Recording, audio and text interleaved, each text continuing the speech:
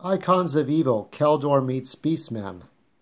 So this here's a setup. Before Adam was given the power of He-Man, before Grayskull had the Elders, before Skeletor terrorized Eternia in search of the universe's ultimate power, there was Keldor, a skilled fighter who had begun to learn the dark art of sorcery.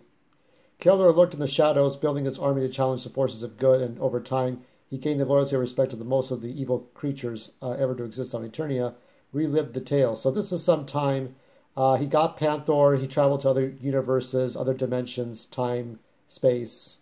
We start out in an unremarkable area, in the middle of the wilderness. And we see, a shaman, a green shaman, and we see a man in a cloak. And so he's going to show him all he knows about Beastman. And of course, he reveals his face.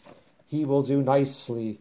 So there is Keldor, a little bit wiser, a little bit smarter from the tales of the realm. He's going to form a real army, not stupid henchmen with blunder swords and bows and cheap bows and arrows, but real warriors here. So he tells him that this is the future that he's seeing, and that it's not going to be easy to get Beastman. It's going to be a challenge.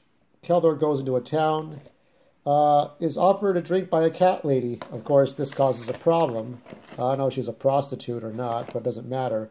They get into a vicious fight. I think this is her husband, a wolf creature. So this is an animal society, more bestiality society or beastie society.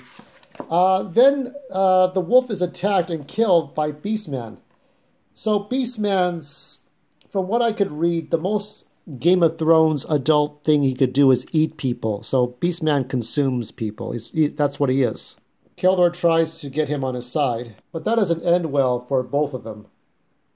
He tries to use the ram staff. Beastman's might versus Keldor's magic, but Beastman wins, almost, because some natives try to get him. They are to be delivered as a gift for King Trinok, some Ganon-looking pig creature. And they are taken to this Aztec kind of giant world here. All kinds of animal creatures. So they learn from the jailer that Keldor and Beastman are to be prepared as dinner for King Trinok for some strange reason. Keldor tells Beastman if he's not here to kill him, he's here to recruit him. They got to work together or they both die. So they go out and push their way through in an arena. It's not his castle, so they got to find out where they're at. And there is King Trinok. Looks like Ganon from The Legend of Zelda. So they go and kill them. They're on their way to slaughtering all these soldiers because they're really not going to have this. I mean, they've got better things to do than to waste their time being dinner for the king. Here's the king himself. He's going to launch himself. And Keldor is not going to have that. He kills the king, and Beastman realizes his place. Truly, he does. That shaman wasn't kidding. No, please. Follow me. So I guess the wife, the queen, wants revenge for those who killed King Trinok. Or maybe that's the wife. I don't know. But I think it's the servant. Okay, that's the servant. That's the aide to the king, I guess. The sort of like the sheriff of Nottingham.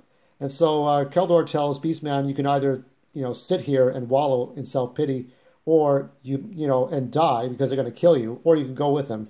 So Beastman decides to join him on his epic quest. And that's how this story ends.